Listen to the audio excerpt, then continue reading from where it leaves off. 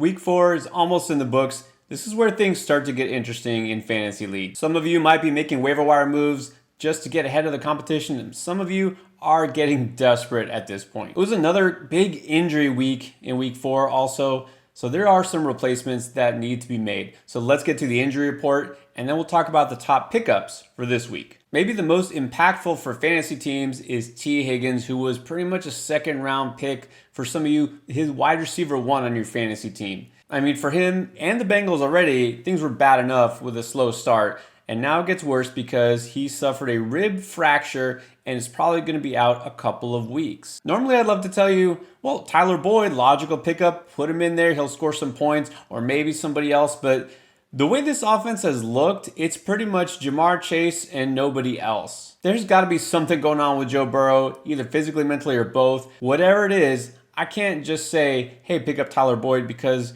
even against Tennessee's terrible pass defense, this team did nothing on offense other than Jamar Chase. If you got Higgins, you're just going to have to hold tight at this point. Another big name receiver who was knocked out early was Mike Evans. No, not actually knocked out by Marshawn Lattimore. You know, those two were going to go back and forth. It might have been a rough day for Evans, but he didn't even get to finish it. A hamstring injury. He was jogging on the bicycle on the sideline and then wound up going to the locker room and did not come back. Evans started out on fire first 2 games and then has definitely slowed down, and now this injury is concerning.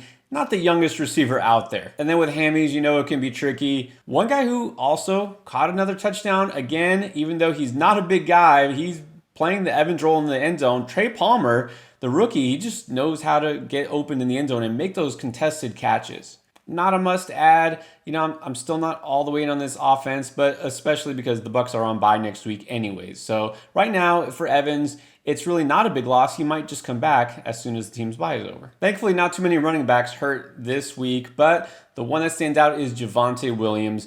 We knew there was going to be some risk here coming off that major ACL injury, and so he did leave with a hip injury. We found out later it is a hip flexor. So what that means is he shouldn't miss much time.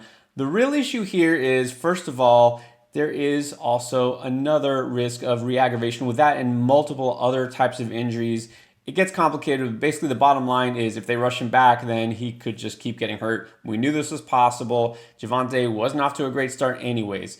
I will say, as of right now, if he doesn't play next week, I do have somebody in mind that I like, and I'll talk about him in a minute. And if you thought things were bad for the Cincinnati offense, let's get to Pittsburgh. I mean, this is definitely a case of adding injury to insult because it's kind of insulting what they're putting out there on the field. But right now, we got to look at 2 major injuries. First of all, of course, quarterback Kenny Pickett, a knee injury. It didn't look good. He left right away. We could see Mitch Trubisky back behind center next week. No official word right now to the extent of the injury, but obviously concerning where it was and the way it looked. So Kenny Pickett, I don't know if I could say this is a bad thing for the offense. It couldn't get much worse, but then we'll see Trubisky out there next week, so we'll see. And then they also lost tight end Pat Freiermuth. You know, Muth, just like a lot of the Steelers, had not been off to a great start. Now you can definitely keep him on the bench. He's got a hamstring injury.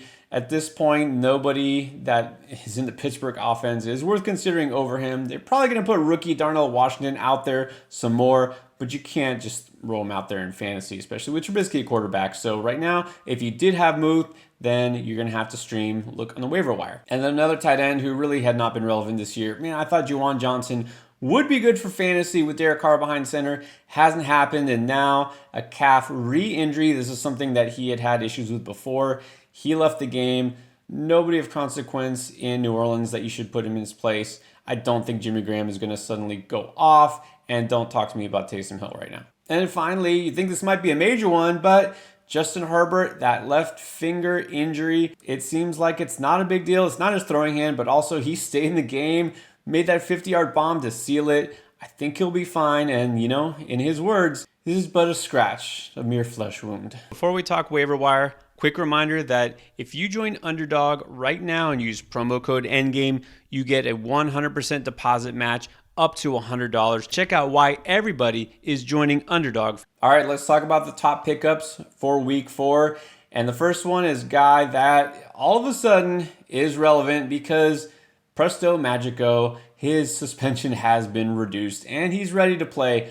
Jameson Williams is back. Without getting into all the technicalities of this new deal they made, former first-round pick, guy that the Lions will use immediately because he's been waiting and ready to go. We have no hard data on Jameson Williams because between injuries and suspensions, he's just barely played in the NFL. We do know this Lions offense has looked really good. We do know that Ben Johnson, offensive coordinator, seems to be one of the best minds in the game right now. And Jameson Williams, of course, super talented. Blazing speed, he'll get those deep balls. He could definitely be a guy who makes big plays. I do think, though, it's kind of ironic and funny, Player Profiler puts up these stats and, they have a great site with a lot of info, but I think it's just too fitting that their player comp for Williams is Will Fuller. You remember Will Fuller used to be with the Texans and then at some point was supposed to play for the Dolphins. A guy who's so fast and could make so many big plays. And he found himself out of the league at a young age because of off-field issues. I mean, I hope Jameson Williams doesn't go down that road, but from what we've seen so far, I would say it's definitely a concern. Now, there's a rookie receiver that I've already talked about. I'm actually more interested in. If you saw Beat the Breakout last week, I mentioned Michael Wilson in Arizona. And so here you go. This was his coming out party as far as the NFL and fantasy goes. He came into week 4 over 3 games with a total of 7 receptions. This week alone, against the 49ers defense, mind you, he had 7 receptions, 76 yards, and 2 touchdowns. And to me, the most impressive part is he caught all 7 of his targets on the season now. That means 14 out of 16 balls thrown his way he's brought in. For a guy who I thought might be more of just a vertical threat, not necessarily somebody who gets heavy volume, that's pretty impressive that he's got an 87% catch rate so far. This guy is super talented as well. Really, the reason he dropped on draft day is because he had been injured, didn't put up huge numbers at Stanford, but man, he's definitely got the talent, and now he's number 2 in that offense in terms of target share. I'm going to have to just admit, I'm coming around now in this Arizona offense. I thought it would be pretty dreadful. It hasn't been, and a lot of that is because the play of Josh Dobbs. So here we go. Quarterback streamer, you need one for week 5. Josh Dobbs, I'm going all in on him. After almost a quarter of the NFL season so far, Josh Dobbs in fantasy, your standard scoring, he's the QB 14. That means more fantasy points than guys like Trevor Lawrence, Dak Prescott, Jared Goff, and Joe Burrow.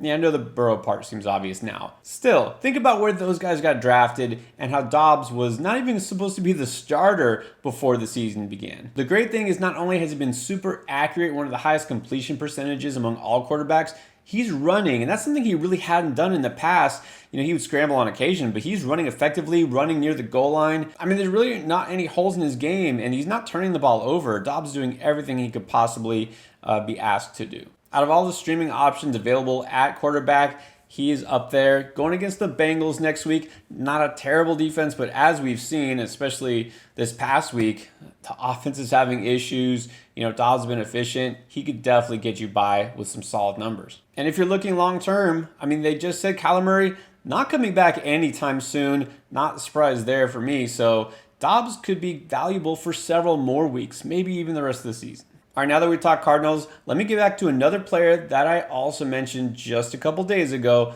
on the early waiver wire video, call it Beat the Breakout. Well, good timing because Jaleel McLaughlin all of a sudden stepped up, had 104 scrimmage yards, and scored a touchdown. Now, you can say that part of that was because of the Javonte injury, but not really, because the reason I talked about McLaughlin last week is that he had already been ramping up in terms of his snap share on this team, his usage. Samaje Perine, sure, he should be second in line, and technically he has been, but he hasn't really done a whole lot, hasn't been effective in this offense. Javonte Williams really hasn't been effective either. McLaughlin has been their best weapon in the backfield. I went through all this on last week's video, but I'll just say quickly, recap, a 4.5 40, played at Youngstown State, wasn't even drafted. And yet he made the roster, and now here he is carving himself out a role in Denver. Oh yeah, and he's only 5'8" also. Well, it doesn't matter. He's making it happen. He's getting the ball. He's doing things with it. He's going to get the ball more. If Javonte's out another week or two, McLaughlin actually now has streaming value at running back. You're hurting, you can put him in there. PPR leagues, he gives you a floor because he's involved as a pass catcher. And then let's shift gears to a guy who's complete opposite end of the spectrum here. Running back, Gus Edwards. Gus the Bus. Known for his size, not his pass catching. Look, honestly, I don't really want to go in on the Ravens backfield because they're mixing and matching. There hasn't been a guy who's really stood out. and they all keep getting hurt. But with Edwards, did talk about a couple weeks ago, he's looking like the main guy there. And Justice Hill did play this game. Melvin Gordon did play, but they were far outpaced and outtouched by Gus. Look, at this point, Edwards is the best running back that they have. And the fact that he got 15 carries, he was definitely the leader in this backfield. He's still averaging a solid 4.4 yards per carry, which for him is low. He averages over 5 for his career. It's actually a great time to start him next week. Mostly a stranglehold on this backfield, but also next week going against the Steelers. Initially, you might think that's not a great matchup on the road in Pittsburgh. But this version of Pittsburgh, yeah, it's a great matchup. The Steelers, this defense has allowed 4.8 yards per carry to running backs. That is the second worst. Only Denver has allowed more rushing yards to running backs. Edwards only has 1 touchdown so far, but it seems like he's due for more. Lamar's been taking it himself at the goal line. Can't blame him for that. He'll still do that too, but Edwards could always score. So even though he doesn't have necessarily that floor in PPR leagues, he does have a pretty good ceiling. Edwards is owned in more than half of fantasy leagues, so it depends on where you're at. He might have been dropped last week, so just check and see if he's on the waiver wire. And another guy who's drafted almost everywhere, but has been dropped because he had done nothing really, is Jahan Dotson in Washington. Now, he's not coming off a big game. He did score a touchdown, but every guy that scores a touchdown doesn't mean that he's worth picking up. I'm not going to run out and tell you to pick up Cole Kmet just because he scored twice. That was against Denver. But I will say, if Dotson was dropped in your league, do try to scoop him up. The thing is not the touchdown, but the fact that he was targeted 9 times, and he is definitely going to be picking up the pace in terms of his involvement in this offense. Sam Howell, I guess to his credit, is spreading the ball around. McLaurin's still the number 1 guy there. We've seen Curtis Samuel get a lot of touches here. De'Ami Brown is even getting involved, the tight ends. But Dotson is also going to be the number 2 guy, when it's all said and done. He's such a talented player. He just needs to get some more quality targets. Sam Howell, it's going to take a little time for him to keep getting comfortable in this offense, but he definitely looked better again in week 4. And like I said, Dotson is a guy who, he doesn't really need heavy target volume, but he is getting it. But if you do have him already, or if you're able to scoop him up, put him in your lineup if you can this next week because they face the Bears. And then another solid streaming option who is probably available in your league, and he's not coming off a big game, so there's probably not going to be a lot of bids on him. Josh Downs in Indianapolis. Put up some numbers in week 3, but then this past week, it wasn't him. It was basically all the tight ends. It seems like the Colts have like 10 different tight ends, and they all get catches at some point. After 4 games, Downs has 27 total targets. That's more than guys like Terry McLaurin, Drake London, DJ Moore, and Jordan Addison. Now, the downside to Downs is that those targets are pretty short. The ADOT is low. They're not getting him deep or anything, but he's getting volume. The reason I'm going to mention him now is I like his matchup a lot next week because they face Tennessee. Still a funnel defense, still a chance for a big game, especially slot receivers seem to thrive against the Titans. Should also note that Alec Pierce, their other wide receiver, did leave with a suspected concussion. If he misses, then that's even more targets that Downs should have in line. Either that or the 6th-string tight end. Now you know who to go out and grab on the waiver wire, but you need to know who to start in your lineup. We got you covered at every position. Check out this week's playlist.